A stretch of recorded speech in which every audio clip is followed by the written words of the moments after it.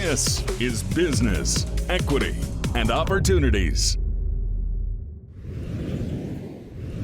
Hey, welcome to Business, Equity, and Opportunities. I'm Scott Sander. Are you an entrepreneur? Are you looking for help in launching or growing your own business? Look no further. That's why we're here. Each week we have conversations with business owners and community leaders. They share their insights and expertise for you. We break them up into 7 categories: getting started, gaining access to capital, keeping up with current business events in the week in business, handling accounting and bookkeeping issues that arise, and a variety of issues to help you then run your business day to day. We take a closer look at various industries, and we like to close each show with a success story to inspire us all. We have a new show every Sunday on Wish TV that streams live on wishtv.com as well, and we post all of our 7 weekly segments on our website, beoshow.com, and we have resources from past episodes there as well. You'll see QR codes throughout the hour, which conveniently take you directly there. And while you're there, you'll find ways to subscribe to our weekly newsletter and how to sign up and listen to our Business, Equity, and Opportunities podcast on the All Indiana Podcast Network. Now, to the business of business. Here's what's coming up today on Business, Equity, and Opportunities. We continue our series on capital opportunities in 2024 with Pier 70 Ventures. We preview the upcoming NBA All-Star Minority Business and Opportunity Week. Courtney Kincaid talks trans-global business. To do or to delegate. The right decision can mean success or not. And we meet another Champions of Diversity Award winner.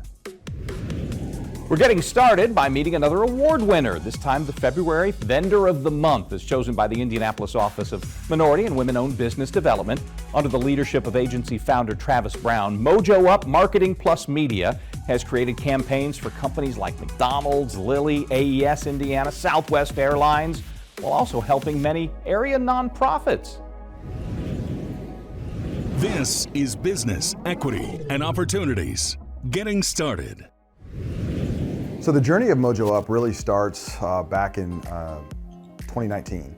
And it was about me leaving a job where I was in marketing, deciding that I really wanted to spend time helping small businesses, personal brands, really shape kind of who they were, what they were doing to ultimately help them create an impact. And like a lot of businesses then, 6 months later, after I hired my first 4 full-time people, we were in COVID.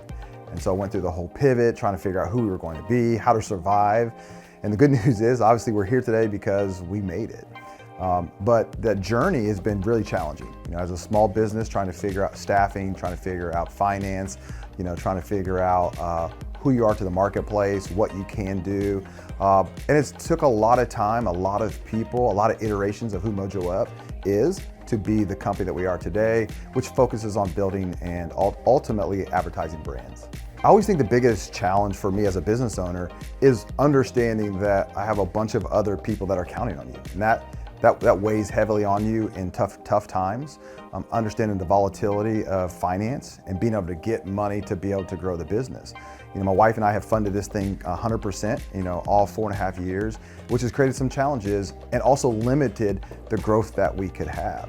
But I think the bigger picture is you have a vision, you have a mission, you're trying to be different, fill a gap that's in the marketplace because there's not a lot of black and brown business owners in the agency space. Tons of amazing creatives, but as an agency owner, there's not a lot of us. And kind of trying to learn from what other people have done, blaze our own trail, but also create a path for others to come behind us.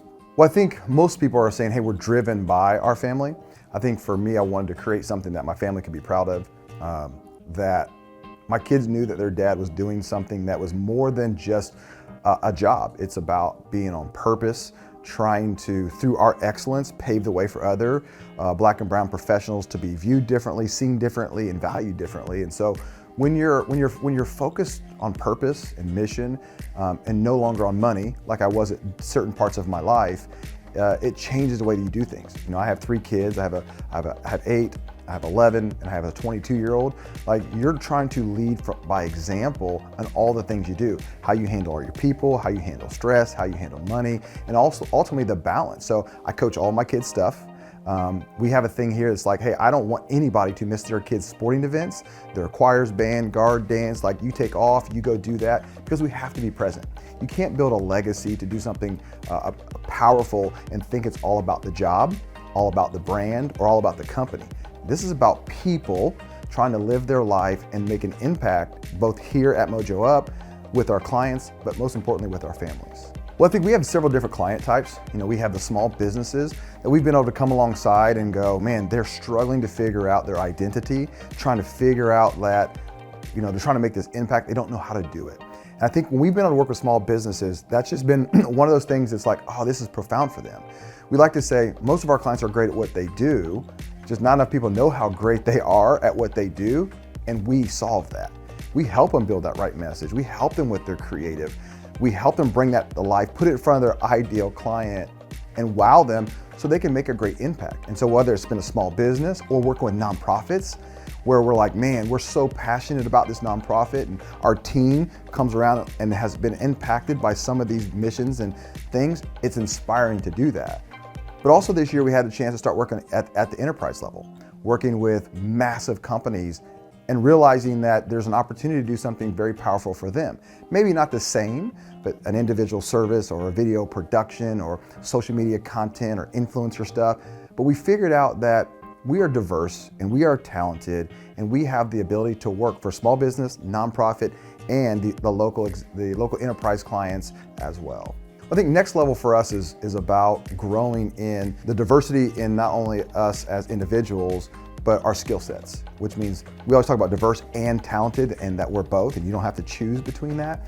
I think the growth for us is understanding how to hire the right people that we don't have currently. The gaps that when you elevate that you figure out, ooh, I didn't even know I need to have that person. I didn't even know that you needed to do that with a contract. I didn't even know that you have to consider these things. So we kind of went through 2023 figuring a lot of those pieces out. Who are we? What level we can play at? And ultimately, like, how do we continue to learn those things, perfect those things, and continue to provide incredible service, incredible product at a competitive price. So Mojo Up, we have our city certification, state certification, and mid-states. And I'll be honest with you, initially I was like, we got them, but we didn't really use them. But part of it was because we didn't know about the opportunity. So getting plugged in, letting people know that these things are something that you do have, and then really thinking about who you have to connect with so they know you, know what you're about to create opportunities. And now I can say it's opening doors for us, it's creating opportunities for us, and thinking about supplier diversity, realizing that we are a company that, yes, we have that certification, but they're really based on the skill that we have and the product development, strategy, creative that we can do. But it does take time. And so I would encourage people that don't have their certification to, number one, get it. And then two, stay diligent, stay on top of it. And remember, at the end of the day, that's only one piece of it because you have to have all of the other things as well. So this is on the edge of Black History Month. And when you start thinking about the sacrifice that so many other people have made so that we could do this, so I could get up today to come to a beautiful office with an amazing team and just have the opportunity, right? Now, that opportunity is not the same as everybody else's, and there are struggles with that, but I'm just driven by the fact that we have the opportunity to be a Black-owned business that's setting a pace for this city, and two, that I have the ability to have a great amount of team members that are doing great work, and people get to see that. And then when you think on the other side of that, these companies that come here and they're wowed by our ability to solve problems for them, figure out their strategy, their taglines, their positioning, that's going to help them make their greatest impact, whether it's to help girls, whether it's to help individuals with disabilities, whether it's to help a medicine company, whether it's to help that company go, wow, we can make a greater impact. And at Mojo Up, we know that we have a piece in helping them do that. It is motivating every single day. For more information about Mojo Up Marketing Plus Media, or if you're interested in the Vendor of the Month program, we have links at beoshow.com. If you have a business story you'd like to share, tell us about it. Certainly love to hear. Email us at beo@wishtv.com. Coming up this hour, more opportunities for accessing capital. Stay with us.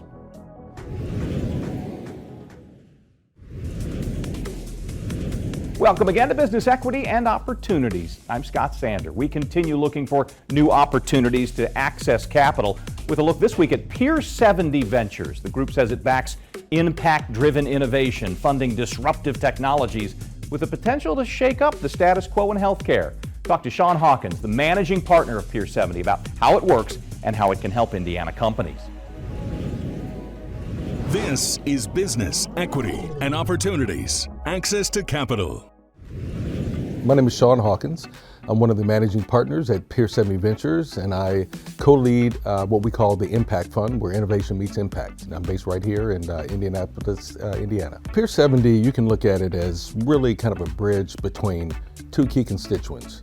Limited partners, so this would be companies or foundations or endowments. So here locally, like let's say the Lilly Endowment, or corporations like Eli Lilly and Company or Cummins. And then entrepreneurs, right, who have great ideas. So our fund, we're focused on healthcare. So we're primarily focused on digital health opportunities, devices, diagnostics, therapeutics. And we also have a lens towards investing in diverse founders. And so those investors who want to have impact, right, but they want to have impact through the vehicle of a venture fund and an impact in the area of healthcare, they come to funds like ours to invest their capital. And we invest their capital right here in the state of Indiana, but we also invest throughout the rest of the United States. When we focus on both from an investor standpoint, again, major companies, major foundations, major endowments who are looking to do more than just make money, they want to do good with their capital, right? And so they invest in vehicles like ours, a venture fund, which are very similar to a mutual fund, but we invest only in private companies that are not publicly traded.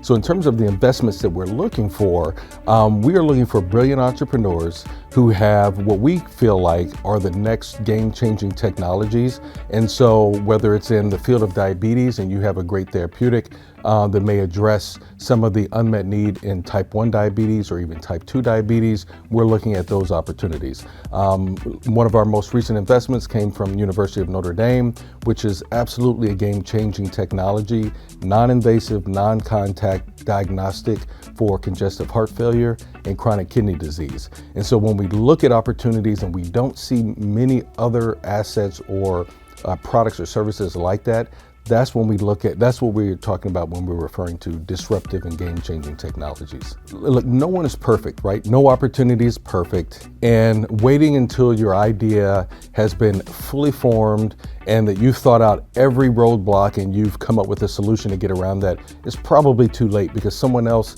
is advancing a very similar opportunity and they're taking that chance. So we want entrepreneurs to come to us, right, when they've developed, if it's a digital health opportunity, when they've developed their MVP. So they have some sort of product or service that they think that they can launch. And then we can help them put the icing on the cake, and we can add the sprinkles and we can add the decorations. But it doesn't have to be fully formed or even fully baked. An entrepreneur that has the next game-changing technology, let's say for cancer, we don't need them to have an FDA approval. We need them to have sound rationale for why they believe their target is the right target to address whatever aspect of cancer, and then let us put our resources, our capital, our scientific resources to grow together and make this successful and get it to patients. So sometimes, and it's really hard, right? In the financial services industry, it's hard to understand what type of capital do you need.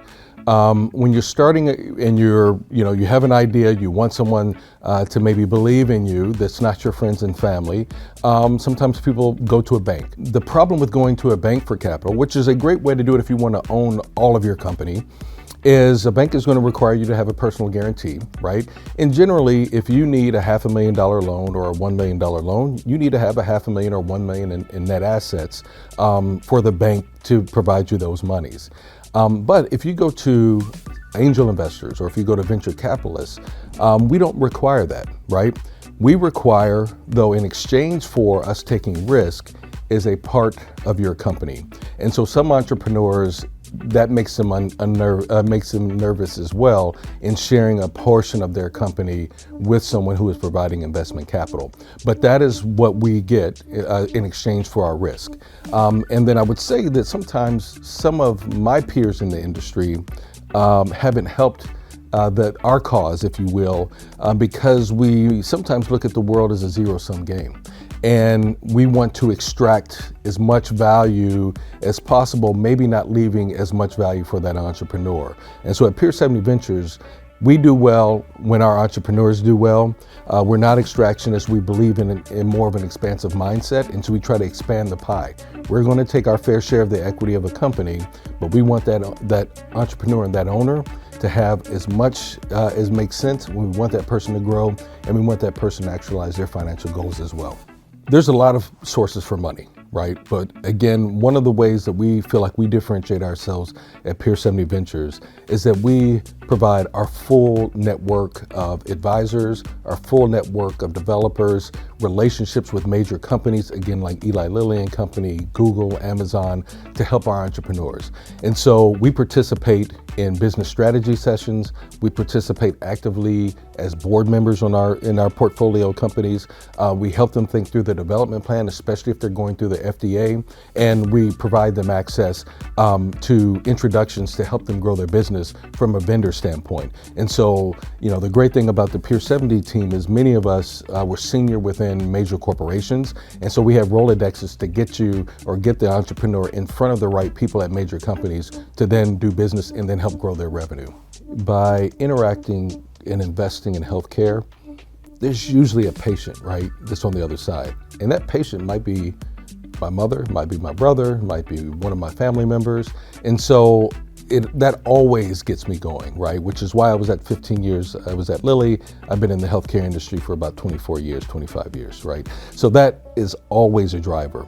But then to have the privilege of combining my training, my formalized training in venture capital and financial services with my passion about being inclusive in who gets access to capital.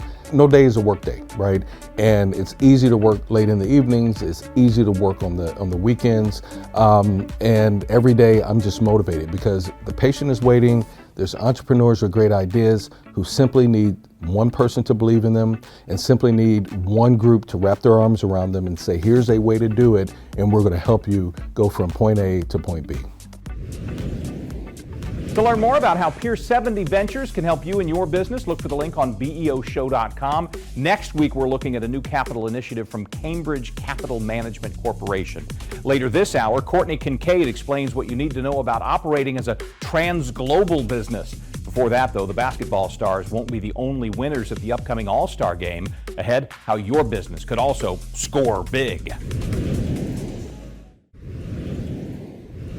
Welcome back. Time for This Week in Business. The NBA All-Star Game at long last returns to Indianapolis this month. There are many events surrounding the game, including one aimed at entrepreneurs and minority business owners. InnoPower Indy and others are presenting an All-Star Minority Business Opportunity Week. InnoPower founder and CEO Emil Ekiyor fills us in on the events and explains why he thinks it's important for minority businesses to participate. This is Business, Equity, and Opportunities. This Week in Business. So we sat down, obviously, with Circuit City Broadcasting, BO Show, Indianapolis Recorder, JP Morgan Chase, First Internet Bank, Sagamore Institute, to look at, we've had so much activity around Black business and Black business support in Indianapolis for the last 4 years. Amazing work. How do we leverage the weekend, All-Star Weekend, to celebrate all of this work, all of these organizations, right? And normally what happens when you have an All-Star Weekend, a Super Bowl, a lot of these small businesses and organizations don't come downtown. Things are expensive, they don't want it, there's nothing created for them.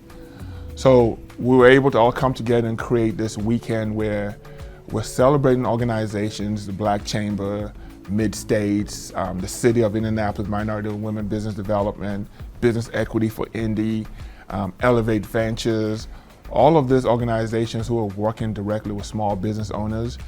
We're showcasing that, we're showcasing small business owners, and just all the business activity that we've seen for the last 4 years. And sometimes I think in Indianapolis, because we all live here, we take it for granted that other cities are doing the same things.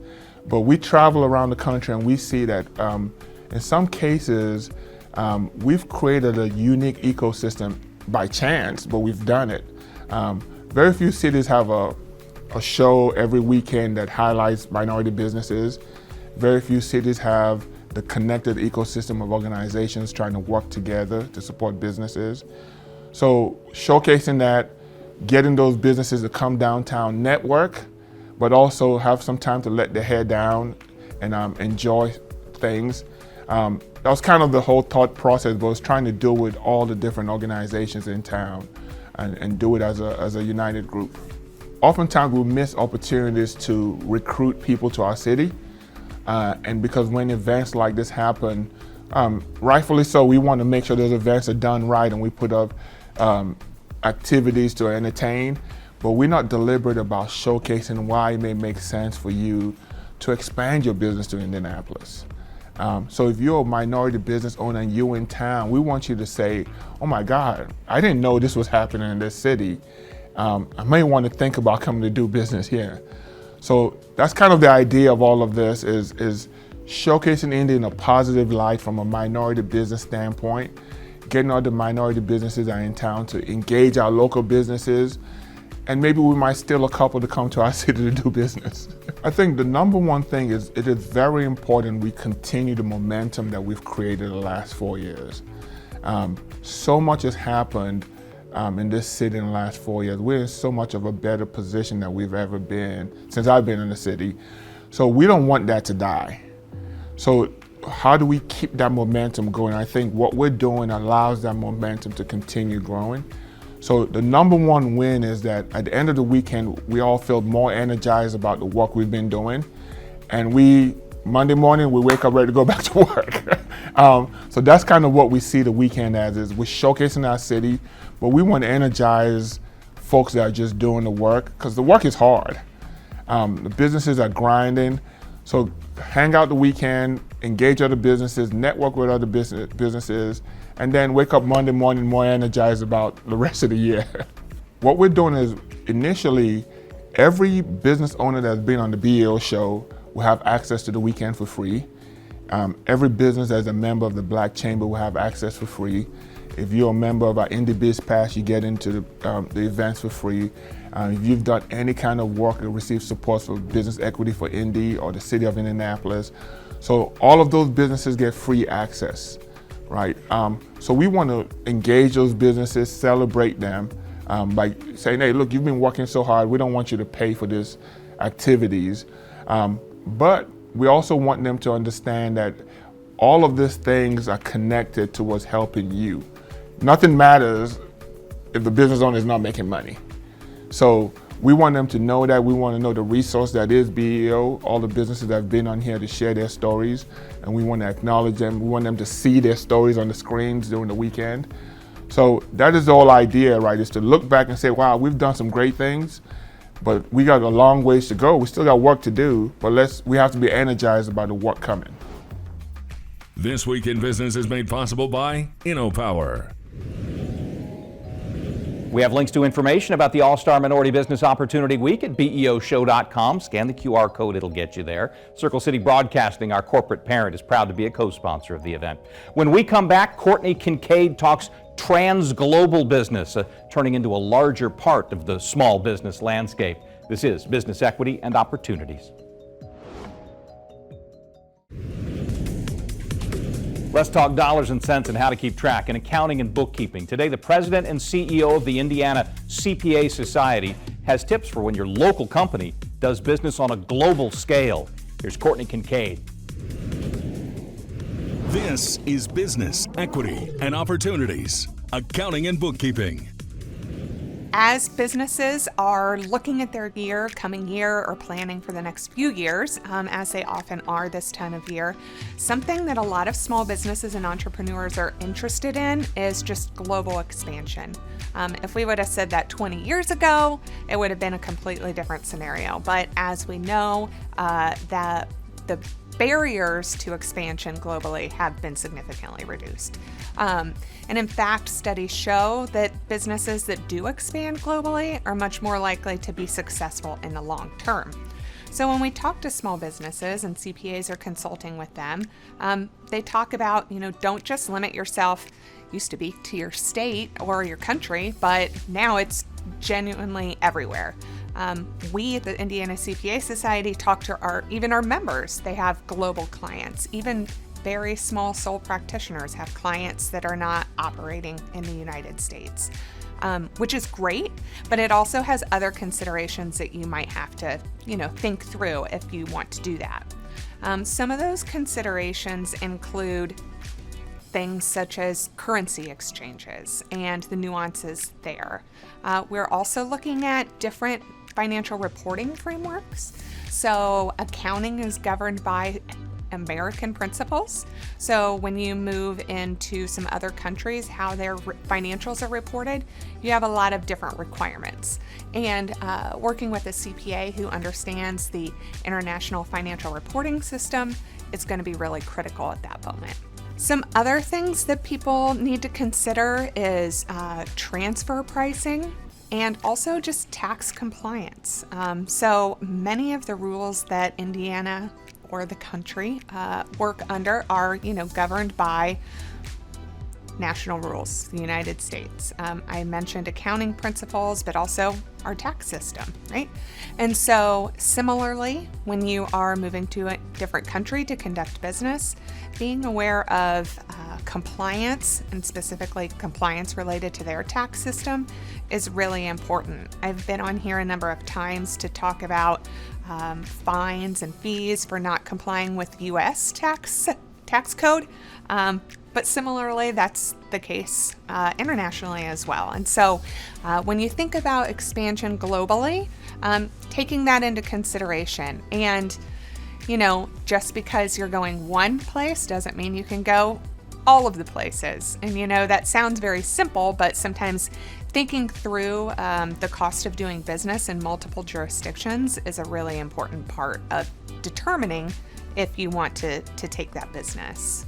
Obviously, I talked about doing business from a tax perspective of what taxes you might need to pay in this other country, but also you need to be considering what that means for your own taxes here, and how taking revenue from other countries might impact your obligation and taxes here in the U.S.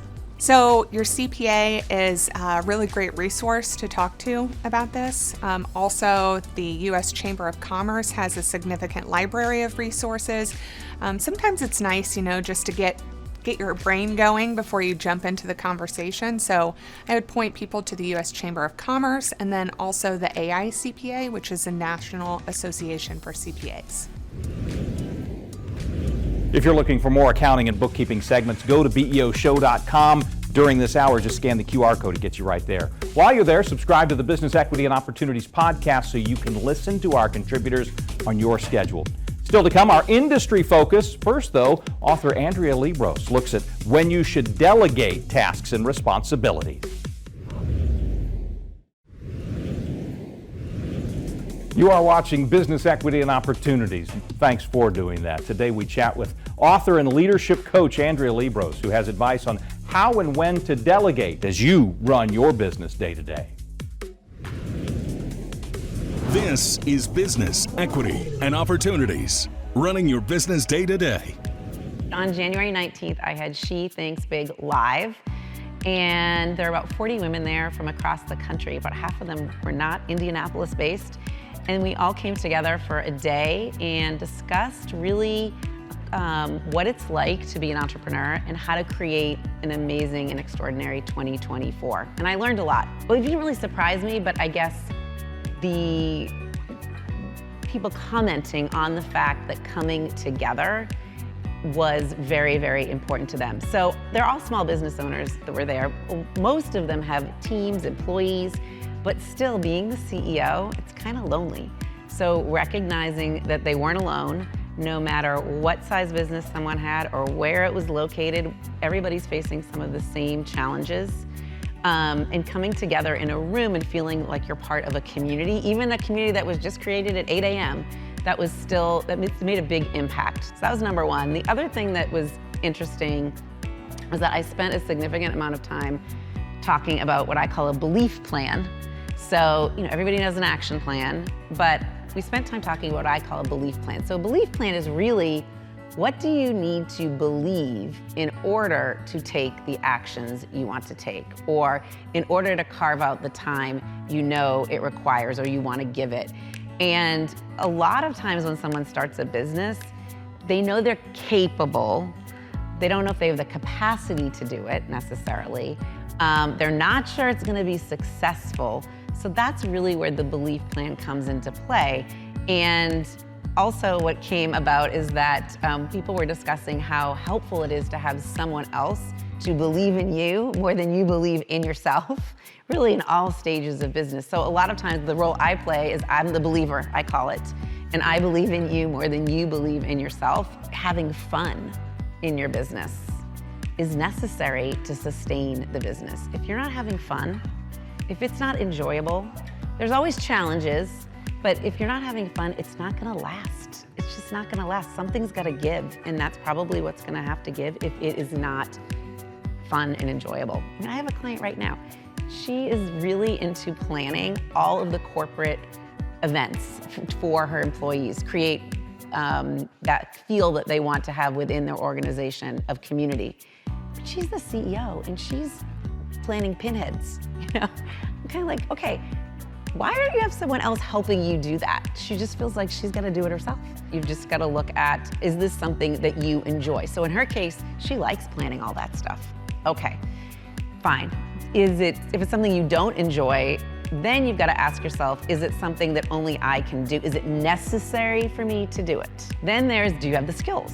Or do you not have the skills? If you don't have the skills, is this a skill that you should acquire? Well, usually not. Do you have the resources, time, money, energy, whether you're doing it yourself or you're gonna delegate it out? You need to use resources. But I think the most important thing that often gets overlooked is this something, no matter who is doing it, that's going to move the needle in your business? Is this truly something that aligns with your priorities for that year or quarter? Is it a nice to have? Is it a need to have? Is it a want to have? I think, you've heard like the shiny object syndrome or going down a rabbit hole. I think a lot of times we go down the rabbit hole because it's just something that we think is gonna be easy to do and just, okay, I can just do that myself. I don't have to delegate it. But that's really not the best use of your time. It's not something that only you can do.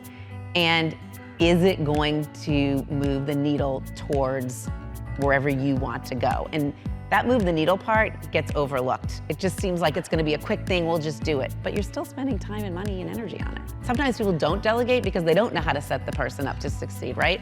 So there's a guy named Michael Hyatt, and he came up with this 5 levels of delegation that I like to share with my clients. And really what it is what's kind of your contract with the person that you're delegating to? Are you at a level where you are gonna tell them exactly what to do? There is no wiggle room. You're gonna be checking in on them, almost babysitting them. You're still delegating, but are you gonna babysit and give them every specific instruction? Or are you at a place like the other end of the spectrum would be, hey, this is my vision for what I think I want to have happen. I am gonna trust that you are gonna go do it. You're gonna research how you wanna do it, you're gonna execute on it, and we're never gonna talk about it again. I'm gonna assume it's done. So in between there's really 5 steps. I encourage my clients to share these 5 levels and say, hey, Peggy, I want you to do this. This is a level 3. I want you, here's what I want you to do, or what my idea. Go research, come back to me with some ways you think you're gonna approach it or what it might take. Let's discuss it, and then I'll send you on your way. That's kind of a middle of the road. But I think you've gotta have that clear expectation of what level of delegation it is. Otherwise, you're gonna get frustrated because you're gonna think, A, I'm spending too much time talking about this, B, it's not what I wanted, or C, maybe I should just take this back myself, right? So you're gonna get frustrated. And that person on the other side is frustrated too, because they don't quite know what should they go back and ask you a question?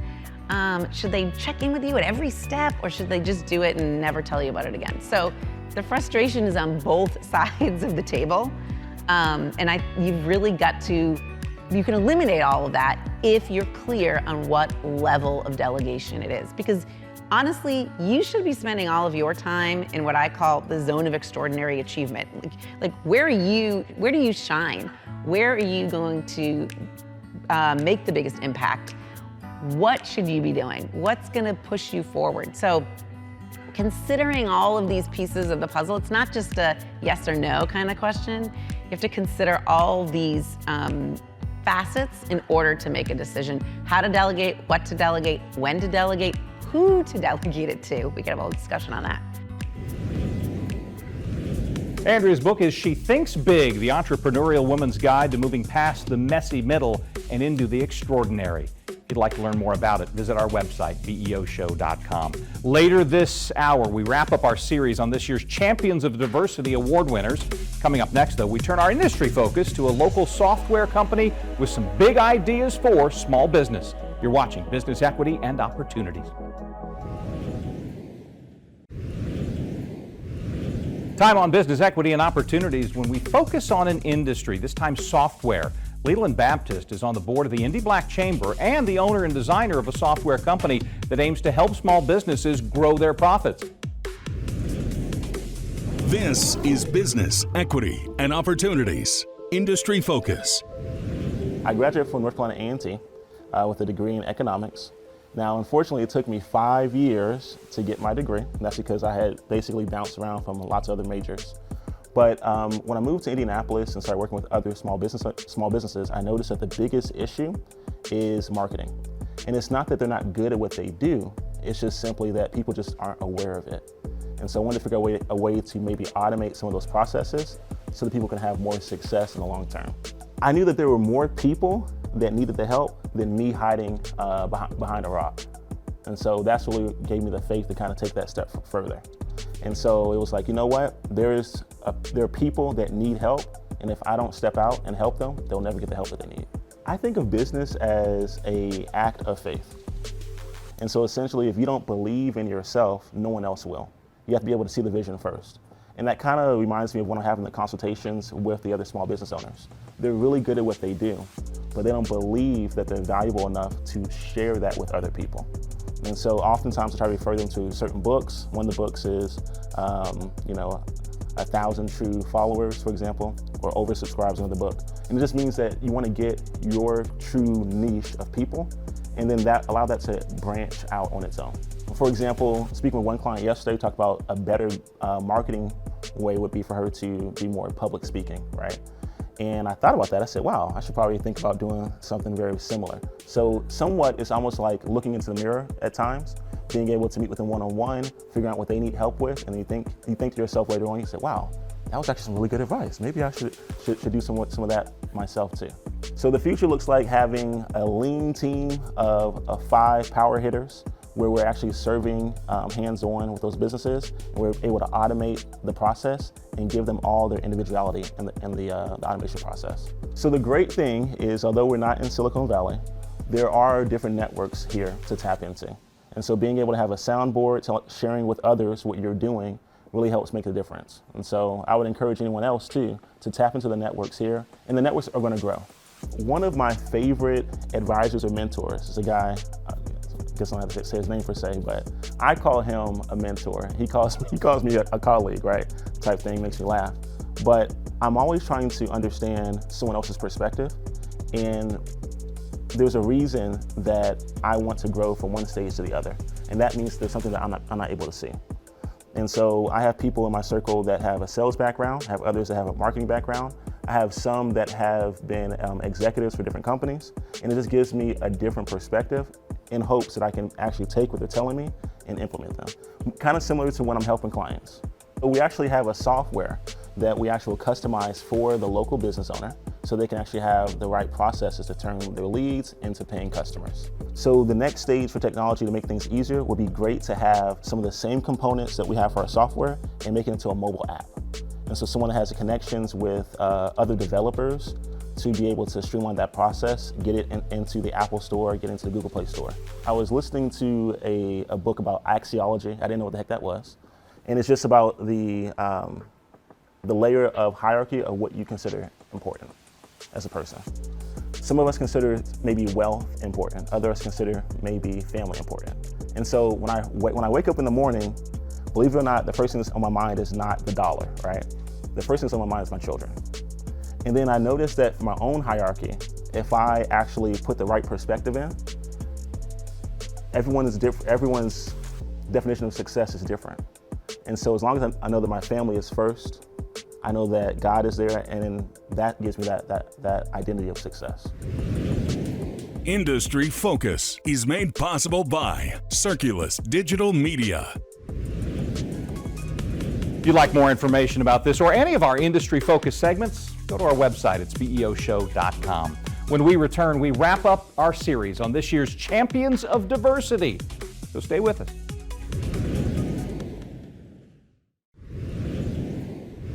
Time for a favorite segment here on Business Equity and Opportunities, our success story. And the last of our visits with the winners of the Champions of Diversity Awards presented by the Indiana Minority Business Magazine and the Minority Business Review. Caroline Mays Medley has a long and distinguished career as a local leader in business, community service, and as of late pursuing a calling as a public speaker and driving force of a mentorship program for Black leaders. She's also the new winner of the Dr. Martin Luther King Jr. Freedom Award. This is Business, Equity, and Opportunities. Success Story. I don't even know if I can speak after this. I never thought I would be on this side for this award. Thank you so much. And thank you for the love that you're showing me and have always shown me. I'm so very grateful. And thank you for quoting my favorite scripture, Ephesians 3:20, because God is able to do exceedingly abundantly above all that we could ever ask or think. But the part he didn't say was, it is according to the power that lives in us. And each one of us has such a great power. And I'm so grateful that God has chosen really each and every one of us, not just me, to serve. And as Martin Luther King said, all can be great because all can serve. And so I want to thank you all so much for this honor, this Champions of Diversity Martin Luther King Jr. Freedom Award. It means more than I can even express, as you can tell. Thank you, Robert. And thank you to the Minority Business Magazine and Minority Business Review for bestowing this honor. What many of you did not hear tonight was that when I was president and CEO of the Indianapolis Recorder, that I actually bought the Indiana Minority Business Magazine. And that's how we got here. And yes. And I'm so grateful that they have continued this. And I want to give a special shout out to Shannon Williams, Chicago. Yes. When I got my appointments in government, I left the Minority Business Magazine and the Indianapolis Recorder, and Shannon, who I hired right out of college, trained up behind me and had that heart of service that I had, because every job that I've done is about service. It is about giving back. It is not just about me and making money and building a business and a corporation. It is about giving back. It is about giving back to you and to others and to doing what God would want me to do. And she did that. And so I'm grateful to her. And then Robert has come along and just done amazing things with the organization as well. So thank you all. I also want to say that I know I didn't get to this stage alone, and I come from a family with a great heart to serve. You just saw my aunt, beautiful Rose Mays, up here. And my uncle and I, though, we were the ones who were seen the most in the community. Everyone in our family has the heart to serve and have given back tremendously, including Rose, who I just want to give a shout out for starting the Indiana University Mays Family Institute of Diversity for philanthropy and training in philanthropy. And Rose, thank you for choosing me to chair that board and to serve along with you on it. I'm so grateful for the work that we are still doing when it comes to diversity.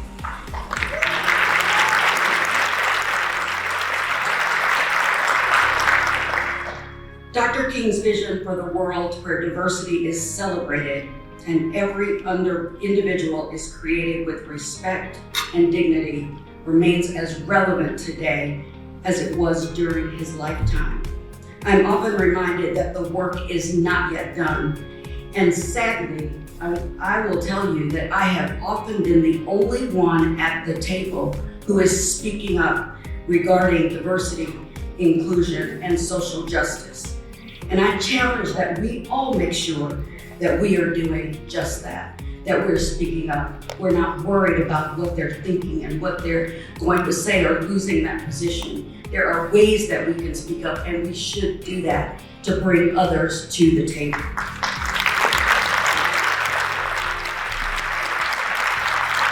Dr. King's legacy serves as a constant source of inspiration and a reminder that we must always strive to create a world where diversity is celebrated and all individuals are treated with respect and dignity. This award only strengthens my commitment to advocating in our communities. We are all called to serve. Actually, we are all created to serve. God created us for that reason, to serve, not just ourselves, but to serve others. And we are told that all the commandments are encompassed into to love the Lord God with all your heart, mind, and soul, and to love your neighbor as yourself, which means that we should be serving and giving back to others. Yes. With a shout of God, yes. And together we can build upon Dr. King's dream and create a world where justice and equality prevail. Let us recommit ourselves to the values he held dear, and let us stand united in the pursuit of a society where everyone's voice is heard and everyone's rights are respected. Once again, I want to thank you all for this extraordinary honor, and I am humbled to accept the Champion of Diversity, Martin Luther King Freedom Service Award. May we continue to carry the torch of justice and diversity forward, keeping Martin Luther King's dream alive in our hearts and our actions. Thank you so very much. You are great, and you can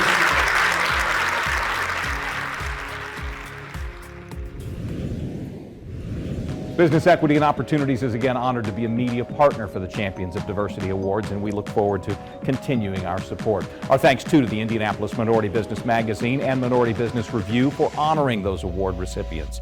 You'll find a link to all of them on beoshow.com. Again, scan the QR code, it'll take you right there. If you have any questions or suggestions about what you'd like to see, send us an email, beo@wishtv.com. Till we hear from you, thanks for spending an hour with us. Join us next week at our regular time for more business equity and opportunities. Till then, I'm Scott Sander. Have a great day. Business, equity, and opportunities made possible by InnoPower, Bose McKinney & Evans, Gemco, Fifth Third Bank, and Indiana University, Indianapolis.